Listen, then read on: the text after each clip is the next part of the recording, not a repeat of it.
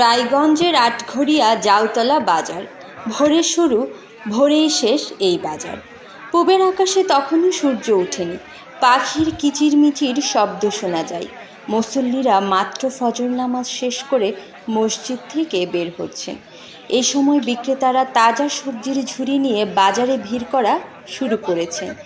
এই বাজারে কেনাকাটা করতে আসেন আশেপাশের 8 থেকে 10 গ্রামের লোকজন। ভোর 5টায় বাজার বসে, শেষ হয় সকাল 7টার মধ্যেই।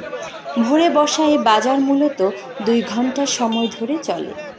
আটঘরিয়ার জাউতলার বাজারটি প্রায় 1 দশক ধরে বসে। এখানকার বিক্রেতাদের অধিকাংশই ব্যবসায়ী নন, বরং নিজেদের ক্ষেতের বা বাড়িতে উৎপাদিত সবজি বাজারে নিয়ে আসেন। ক্রেতারাও তাজা সবজি নিয়ে খুশি মনে বাড়ি ফিরেন। দৈনিক যায়যায়কালের রায়গঞ্জ সংবাদদাতা কাজল দাস জানান, বাজারটির অবস্থান সিরাজগঞ্জ জেলার রায়গঞ্জ উপজেলার আটঘরিয়া গ্রামে।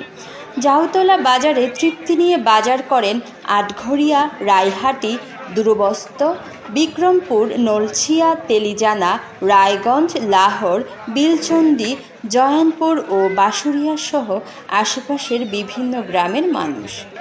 বাজারে গিয়ে দেখা যায়, কেউ তার বাড়ির মাচার 2টি লাউ নিয়ে এসেছেন আর সেটি বিক্রি করে 1 কেজি মাছ কিনছেন। কেউ বা গাছ থেকে পড়া 4টি তাল নিয়ে এসেছেন, কেউ এনেছেন কয়েকটা জাম্বুরা, কেউ পানিতে ডুব দিয়ে তুলে এনেছেন কিছু শালুক, কেউ বা নিয়ে এসেছেন গাভীর ফ্রেশ দুধ।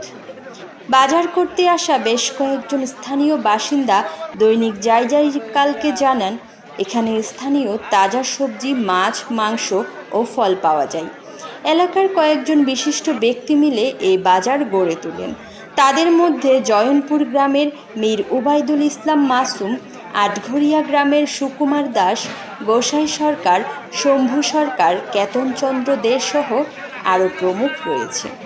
তাদের সকলেই এখন জীবিত রয়েছেন এবং বাজার তদারকি করে থাকেন।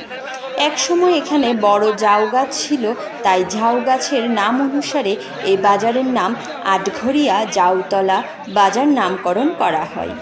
রায়হাটি গ্রামের বিক্রেতা ভাজন আলী, হোসেন আলী ও আটঘরিয়া গ্রামের শফিকুল ইসলাম বলেন, এই বাজারে শতাধিক অস্থায়ী বিক্রেতা বসেন।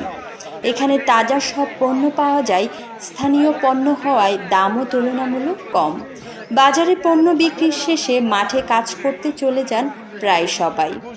বাজার প্রতিষ্ঠাতাদের একজন দুলাল চৌধুরী, তিনি বলেন, 10 থেকে 12 বছর পূর্বে আমরা বাজারটি প্রতিষ্ঠা করি, কারণ পাশের চান্দাইকোনা বাজার ও ঘোরকা বাজার অনেক দূরে।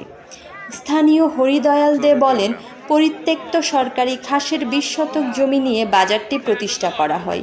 ওই সময় একতারা দোতারা বাজিয়ে প্রচার চালিয়ে এই বাজার জনপ্রিয় করা হয়। প্রথম দিকে সপ্তাহের শুক্রবার ও মঙ্গলবার বিকালে বাজার বসত, পরে সেটি প্রতিদিন ভোরের বাজার হয়ে যায়। কারণ মানুষ বাজার শেষে তার জমিতে কাজ করতে যান। প্রায় সকল স্থানীয় জনগণ বাজার শেষ করে গরম ভাত খেয়ে যে যার কাজে চলে যায়। বাজার পরিচালনা কমিটির সভাপতি বলেন, প্রথমে কোনো স্থানীয় দোকান ছিল না এই বাজারে, এখন অনেক স্থানীয় দোকান গড়ে উঠেছে। ভোরের বাজার থেকে কোনো খাজনা নেওয়া হয় না, পরিচ্ছন্নকারীরা মাঝে মধ্যে কিছু বকশিশ নেন। আটঘরিয়া এলাকার সাবেক এক প্রবীণ স্কুল শিক্ষক দৈনিক যায়যায়কালকে বলেন, এই বাজারে প্রতিদিন সকালে পাশের 10 থেকে 12টি গ্রামের মানুষ ভিড় করে।